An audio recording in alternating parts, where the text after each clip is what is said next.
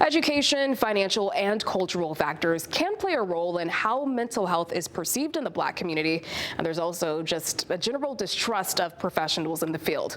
I caught up with a local therapist who made it his mission to dispel misconceptions about therapy, and a local mom who was urging others to put themselves first. You just taught a lot of things that really don't help. Licensed social worker Maurice Eastwood says stereotypes about mental health have plagued the Black community for generations. If I go to therapy, something is wrong. Well, I got faith and I got God.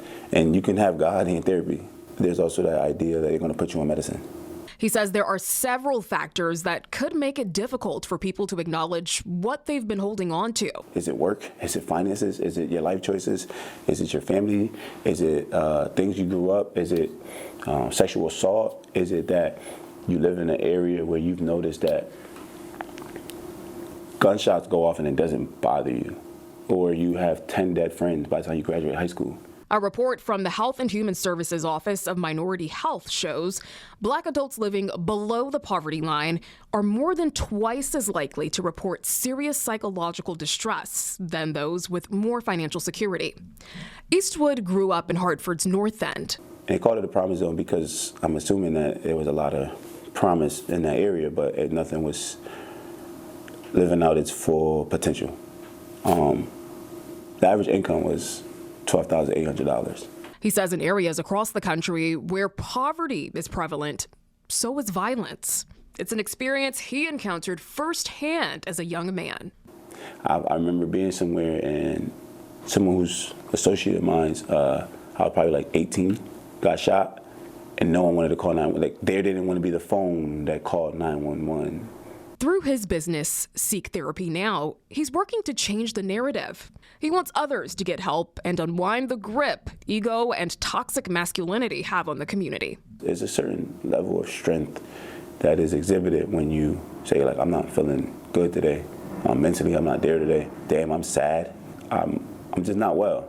And showing that weakness is what people call it, is really, it's strength. Eastwood says he hopes by dispelling the stigma about therapy and being a mental health professional that's relatable to others, he's able to be part of the change for future generations. And if I'm working with adults and I see the growth, the kids receive a better parent, and then so forth and so forth. That line of thinking is what led Whitney Zion to begin her own journey with therapy as she navigated being a single mom of two.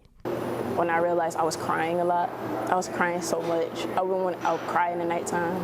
Sometimes just end my days crying, like, I don't know how I'm doing this, how I'm gonna get through this. Zion says the days were long and stressful as she worked to keep up with frequent doctor's appointments for her daughter with special needs and dealt with isolation. Before therapy, I was in shutdown mode. I didn't want to talk about my feelings. I was kind of just, in like fight or flight mode, just constantly on the go, not stopping to process all the changes that were happening around me and that I was in. Therapy helped me to pause, to sit, talk, and reevaluate what's going on right now. She says therapy helped her show up as a more patient and present mother. I want them to look at me and see a strong mom, a happy mom, a loving mom, someone that is always there for them. And she hopes that sharing her own experience will help others see therapy is okay. Therapy is a safe place. I want you to know that you might not like your first therapist. Shop around.